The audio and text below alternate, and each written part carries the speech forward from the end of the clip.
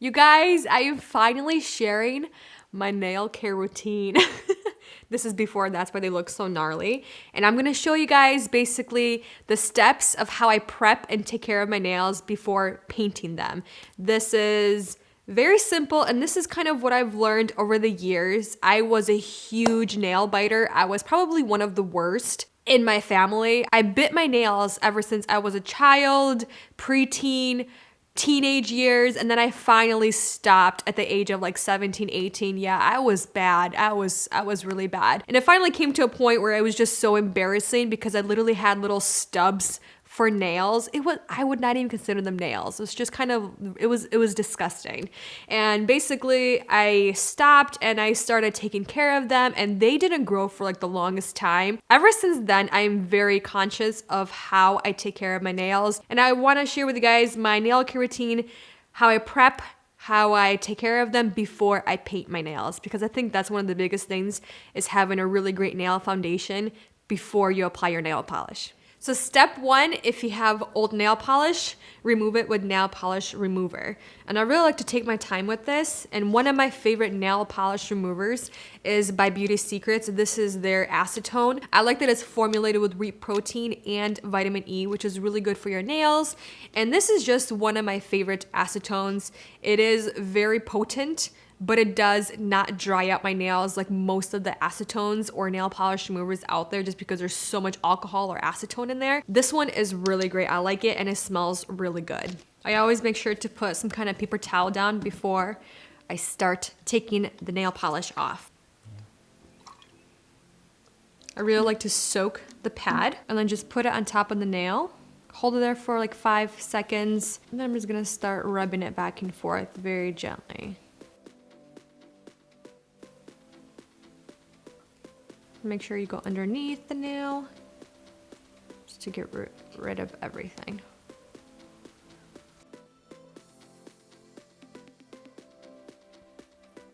And the reason why my nails have a little bit of a yellow tint to them is because of nail polish. It's usually because of darker colors, and that's basically what happens. And also, I don't really let my natural nails out. They're usually painted, so sometimes they can get stained a little bit. But if I let them breathe for a couple of weeks, they just turn back to what they usually are. Beautiful pinkish color. Step number 2, I always do this, and I never skip this step. I'll use some kind of cuticle eraser or a cuticle exfoliator. The cheaper option that I like is by Sally Hansen, and this is their instant cuticle remover. It's very inexpensive. I think it's like $6.99 at your local drugstores, Target. I like the squeezy tube. It's so simple to use. All you do is just squeeze around your cuticles, let it sit there for roughly 10 to 15 seconds, and then use some kind of cuticle pusher to kind of take off the dead skin, the dead cuticle, and just kind of push your cuticles back and kind of shape them. I don't use anything metal around my cuticles if I don't have to. I try to use something like silicone or some kind of rubberized cuticle, just because I don't want anything too harsh around my nails, especially around my cuticles. This right here is my second favorite option. This one's a lot more expensive, but it's really good. This is by the brand C&D. This is their cuticle eraser, and this is a very gentle exfoliator. If I need something a little bit more intense, I'll use the C&D just because it does work a little bit better, but it is a lot more expensive. And after I'm done with that, I'll make sure to go wash my hands with water and soap. I'm just gonna apply around the nails, basically where the cuticles are. I just love how easy this packaging is. Just kind of makes the job so much easier. Now that it's been sitting for roughly 10 to 20 seconds, I'm gonna start gently pushing back with this cuticle pusher, just like so. The cuticle eraser just softens the skin, and it just takes off any of the dead skin. And then I'll take the other end. If there's any skin that comes off, I'll just gently kind of scrape it off. And I'm being very gentle with the nails. I'm not putting too much force.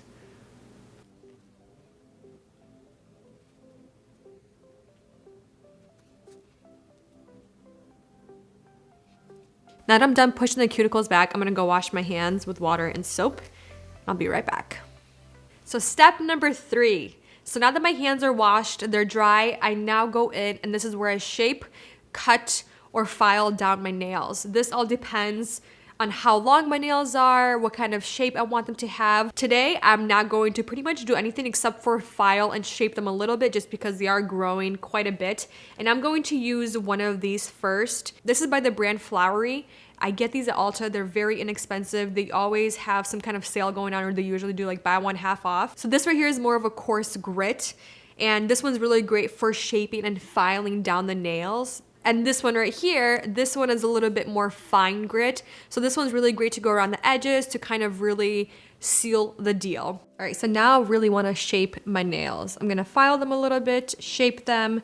And like I said, I'm not going to cut them today just because I like the length. All right, so I'm just going to try to go in one direction. I'm going to start with more of a coarse grit file. And I'm just going to go in one direction.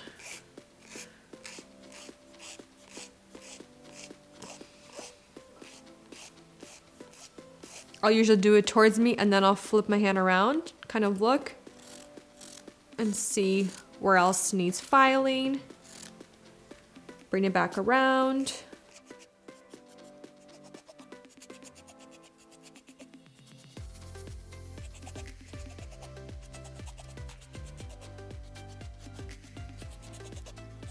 And then if it's getting a little bit too sharp, it's gonna take the finer grit and just very gently kind of go around it. And I'm barely filing. Like I said, I am not a professional, but this is what works for me and my nails. And I'm just kind of going around the edges, kind of rounding them out. So there we have it. This is just the very rough shape and file. I like the shape of them right now. I don't go too hard or too drastic. I just make sure the very tops, the edges of the nails are filed and shaped. And I feel like this is what helps really make my nails stay strong and they don't chip as often and they don't break as often. And it's just every week or every 2 weeks, I make sure to go in, file and shape the nails. So step number 4, this one I never skip as well, just like with the cuticle erasers. The reason why I never skip this step is because after I do the cuticle eraser, I shape and file my nails. Sometimes there's still stuff left around my nails or around my cuticles. And if I go straight into polishing my nails, there's a lot of stuff that can be left underneath that can create bubbles, that can create gaps in between my nail bed and my nail polish, and it's not gonna last as long. So this next step, I always take a lint-free cloth. This one I get from Amazon. I think these are made out of silk or some kind of fiber that doesn't have lint that comes off of it. And I'll just take a little bit more acetone. You can take alcohol or alcohol wipes and just quickly wipe off your nails, making sure they're really dry, clean before you apply your base coat and your nail polish. All right, so now that I'm done filing and shaping my nails, step 4 is where I take off all of the extra stuff on my nails, make sure there's not extra oils on there, products, all that good stuff. I'm gonna take the lint-free little pad and just take a little bit more of the acetone. And I'm just gonna use one for both of my hands. And just quickly, just gently rub, make sure there's nothing on the nails. Make sure you go underneath as well.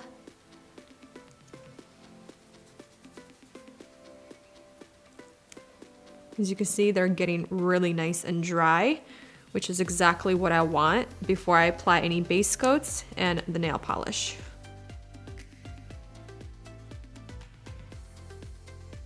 As you can see, I'm taking it off and some nail polish is still coming off that I didn't get the first time.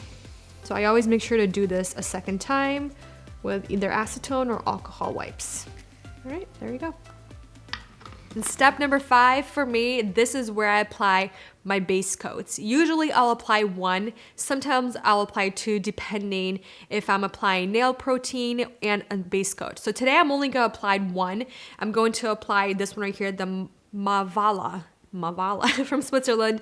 This is their Mava Strong. This is a really awesome protein base coat. I've been really enjoying this one right here. And just a regular base coat, this one is one of my favorites by Orly. This is their Bonder rubberized base coat. It's really great, it works amazing, and it keeps your nail polish on your fingernails a very long time without it chipping, smudging, all that good stuff. But today we're only gonna stick with this one right here. So step 5 is where I apply the base coat or the nail protein with the base coat. So this is kind of like a 2-in-1.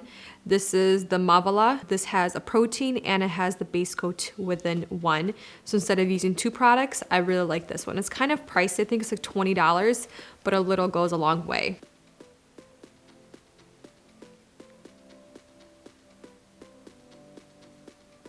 And I always do underneath or the sides of the nails because that's where I also apply nail polish.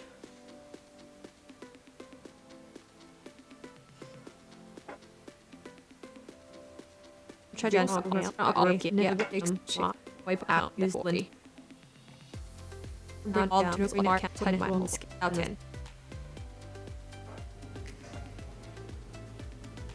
Alright, so I really let the base coat dry, probably a good 2 minutes, just because I want to make sure it's not too tacky before I apply my nail polish. All right, so for nail polish of choice for today, I'm using the Essie Gel Couture line. I love their line. It's one of my favorites. This is really great. It's long wearing for a regular nail polish that you don't have to use a UV light. It is a 2-step process. Like I said, their nail polish and then their top coat. It works best together. So for today's nail polish, the color is VI Please, which I think is a really pretty spring color. It's very vibrant, it's beautiful, and yeah, I love their nail polish. I think it's phenomenal. It's one of my favorites.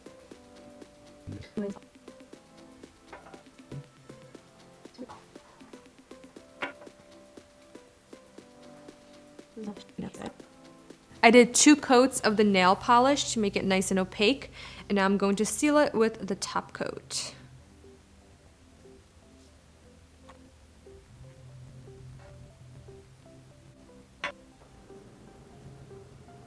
All right, so the last step, I'm going to rehydrate the cuticles and basically the nails or around the nails. So I'm gonna take a little bit of the C&D Solar Oil and just kind of go around the nail. And this is after the top coat dries completely. And just a little bit goes a long way. You don't want to be soaking with oil.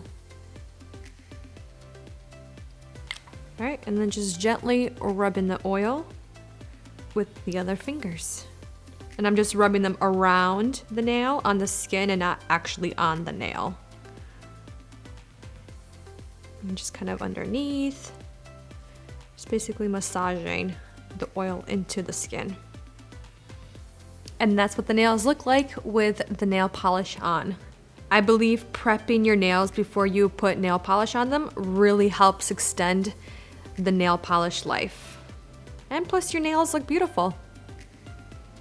So that completes the video, you guys. I hope you enjoyed my 5-step process on how I take care of my nails and prep them before I polish them. Thank you so much for watching, spending time with me, and I'll see you in the next one. Bye.